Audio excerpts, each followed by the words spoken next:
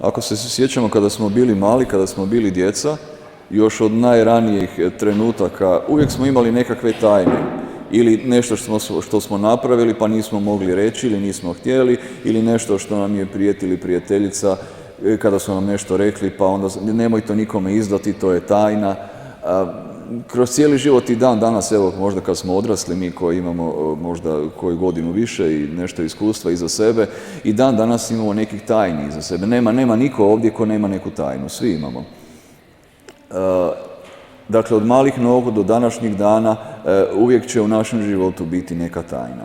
Iako se kojim slučajem dogodi, a uvijek se dogodi da čovjek iznese tu tajnu van, nekome kaže, uvijek će biti netko tko će tu tajnu razumjeti. Neće biti nekoga ko neće moći razumjeti bilo koju tajnu.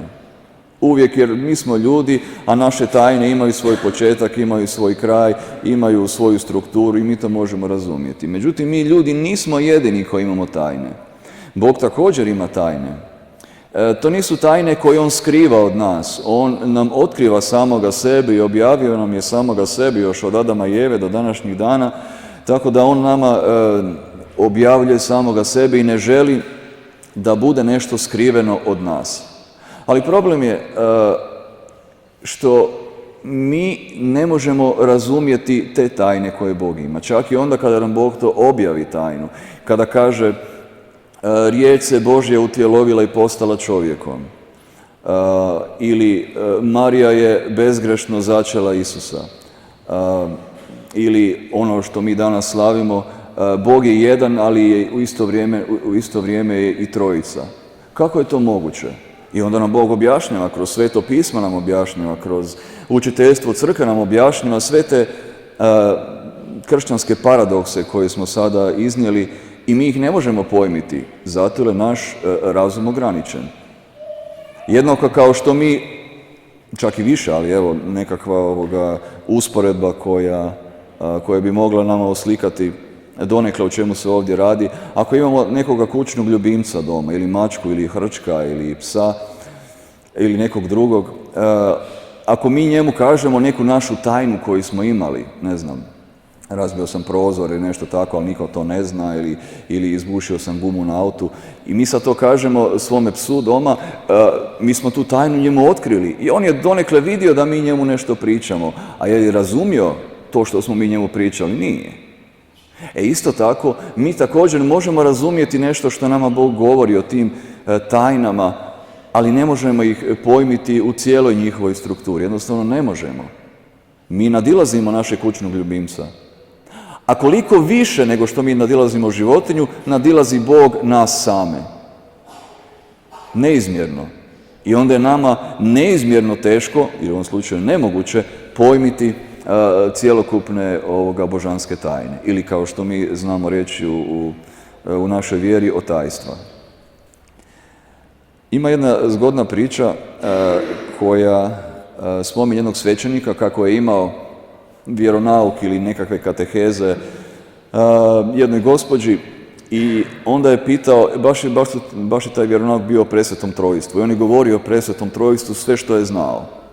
A to je bilo podosta, jer on je bio učen čovjek, taj svećenik. I onda je na kraju toga pitao tu gospođu, recite mi, jeste li razumjeli ovo što sam govorio, je li vam jasno? Ona je rekla, to ste vi savršeno objasnili, sve mi je jasno. A onda on rekao, ako vam je sve jasno, onda nisam dobro objasnio. Jer mi ne možemo presveto trojstvo shvatiti, koliko god se mi trudili. Ali znači li to da o tome ne trebamo ni razmišljati? Upravo suprotno. Naša nutrina je gladna Boga, čak i ako mi to ne znamo. Naše srce žeđa i čezne za Bogom i za njegovim tajnama i o tajstvima. Ali to što mi ne možemo pojmiti cijelu božansku tajnu u punini ne znači da ne možemo se nahraniti nekim mrvicama i da budemo opet siti. Zamislite ako dođete u jedan veliki voćnjak pun jabuka, stabla ima na sve strane, ne vidiš kraja tom voćnjaku. I onda mi kada dođemo u taj voćnjak i razmišljamo, koliko jabuka ima, sigurno neću moći sve pojesti. I onda se vratimo nazad gladni. To nećemo nikada napraviti. Nego ćemo ući ćemo u taj voćnjak, utažit ćemo svoju glad poješt ćemo onoliko koliko nam treba i onda ćemo otići izvan tog voćnjaka i onda ćemo se ponovno vratiti kasnije, kada opet budemo gladni. Isto tako i sa Bogom, i sa njegovim tajnama, i sa našom vjerom. Ako mi ne možemo pojmiti cjelokupne božanske tajne, i u ovom slučaju presveto trojstvo, to ne znači da mi ne smijemo razmišljati o tome. Zato ono što ćemo sada čuti na ovoj propovjedi o tom trojstvu, bit će samo one naznake toga što je trojstvo. Niti ja, niti bilo koji svećenik, niti bilo koji čovjek na svijetu ne može sebi pridržati pravo da će on moći objasniti o čemu se ovdje radi. Tako da ja neću moći objasniti o čemu se radi. Ali nešto ćemo pokušati ovdje zahvatiti. Znate, kada je Bog stvarao svijet, onda ga je stvarao sa svojom riječju. Bog Otac je sa svojom riječju stvarao svijet. Mi možemo stvarati sa svojom riječju. Možemo neke tekstove, neke priče, neke pjesme, možemo. Ali te priče i pjesme i naši govori, pa evo i propovjedi, koliko god da su stvarani od riječi, ali opet nemaju nekakvu konkretnu strukturu koju mi možemo opipati. Kada mi kažemo riječ klupa ili zid ili drvo, onda će neće se te stvari odmah materializirati ispred nas. Ni drvo, ni klupa, ni zid. Neće, mi smo ljudi, ali možemo to reći. Možemo staviti u pjesmu, u priču, u bajku, kako god. Ali neće te stvari postati konkretna stvarnost. Međutim, kada Bog izgovara, onda je to neka potpuno drugačija priča. Onda njegova izgovorena riječ, ono što on izgovara, što izlazi, ajde, uvjetno rečeno iz njegovih usta, jer Bog nema usta, ali uvjetno rečeno da bude možda lakše za razumjeti, te riječi postanu nešto konkretno. Događa se struktura, materializiraju se. I kada Bog kaže neka bude svjetlo i bi svjetlo, po tome što je on rekao, bilo je svjetlo. Neka bude ova planeta, neka bude zvijezda, neka bude galaksija, neka bude svemir, neka bude životinje, biljke i na kraju čovjek, i sve je to bilo po njegovoj riječi. Njegovoj riječi koja ima svoj život, koja ima opstojnost sama po sebi. Toliko opstojnost ima da je i sama, nije više u jednom trenutku, nije više materializirala druge stvari u svemiru, nego je sama sebe materializirala kada je postala čovjekom. Kada se kaže i riječ je tijelom postala. U tom trenutku nije Bog Otac rekao neka bude neki čovjek koji će se zvati Isus, iako je to mogao napraviti, kao što to radi s nama. Neka bude neki čovjek koji će se zvati Hrvoje, Stjepan, Petar, Ivan, Ana. On to čini i mi nastajemo na takav način. Ali sa Isusom je bilo drugačije. Možemo si zamisliti da je Bog Otac rekao evo ja postajem čovjekom.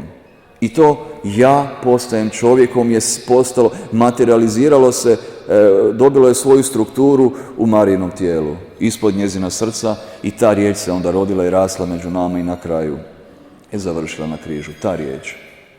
Ali opet, znate, ako mi sa svojom riječju pokušamo napraviti neku, kao što sam rekao, bajku, pjesmu, priču, a u nama nema nekakvog žara iznutra, nema nekakve ljubavi koju mi želimo nešto postići s time, te riječi koje mi govorimo neće ispuniti svoju svrhu, bit će prazne. Znate, ako slušate, ako otvorite televiziju pa onda slušate a evo, ima svačega na televiziji, onda možete slušati kako neki ljudi govore, a možda ne samo na televiziji, nego i ovako.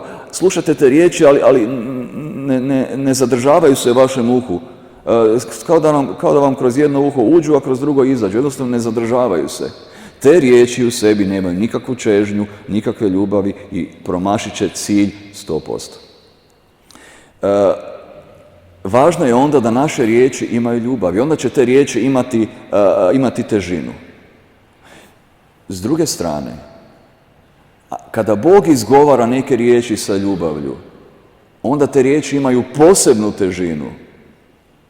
Da kad Bog ne bi imao ljubavi u izgovaranju svojih riječi, onda opet ne bi ništa nastalo. Ili je pitanje je li bi išta nastalo. Ali Bog ne može drugačije nego da sa ljubavlju stvara.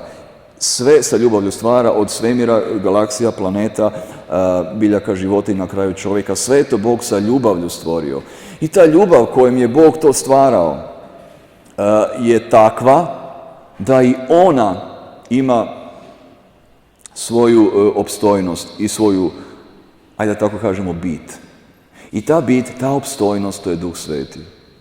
Ljubav kojom Bog stvara sve, to je Duh Sveti. Onaj Duh Sveti kojeg je nama Sin ostavio prije nego što je otišao nazad u svoje kraljevstvo. Taj Duh Sveti i dan danas se nalazi ovdje. Nalazi se i Bog Otac ovdje također, nalazi se i Bog Sin, odnosno Božja riječ također kojim se pričešćujemo. Ali u naše vrijeme, poslije Isusove smrti i poslije njegovog uskrsnuća i uzašašća, Duh Sveti je onaj koji je, vrlo uvjetno rečeno, glavni u crkvi. I zato ono što sam rekao prošli puta, sada ću ponoviti, Duh Sveti, s obzirom da je on, opet uvjetno rečeno, glavni, onda molitva njemu ima jednu posebnu snagu. I zato nemojmo zaboraviti moliti se Duhu Svetome. Pouka iz svega ovoga, s obzirom da je Bog onaj koji je nešto stvorio tako da je sa ljubavlju izgovarao stvaranje. To je pouka nama da i mi u svoj život, koliko je naravno moguće, jer mi nismo trojstvena osoba, nego smo samo jedna osoba, ali koliko je moguće, da mi također sa našom ljubavlju, našim riječima i našim djelima, također stvaramo nešto u svijetu oko sebe. Zato uvijek trebamo paziti da naše riječi budu riječi ljubavi, da naša djela budu djela ljubavi. Onda će Duh Sveti prebivati u tim riječima, u tim djelima i te riječi i ta djela ispunit će svoju svrhu. Znamo i sami kakvi su drugi ljudi, nekako i čoškasti i kvrgavi, a i mi sami smo još gori, ako pogledamo sami sebe kakvi smo. Još gori. I onda, još ako ne osjetimo Boga u svom životu, pa on nije prisutan, pa ne postoji, pa se pitamo, i onda smo puni sumnji, nezadovoljstva i frustracija, onda je teško djelovati sa riječju i sa ljubavlju. Ali zato je Isus ovdje i Bog Otac ovdje i Duh Sveti je ovdje, koji neće nikada dopustiti da mi ostanemo sami. Koliko god se nama činilo da mi jesmo sami, ali trojstveni Bog to neće nikada dopustiti. I to je velika utjeha. Zato nasljedujemo, znajući kako je Bog uvijek s nama, i nasljedujemo njegovu stvarateljsku intervenciju u našemu životu. Njegovu riječ kojom je on činio sve što postoji. Tako i mi, sa svojim riječju, sa svojim djelima, puni ljubavi, mijenjajmo svijet oko sebe. Amen.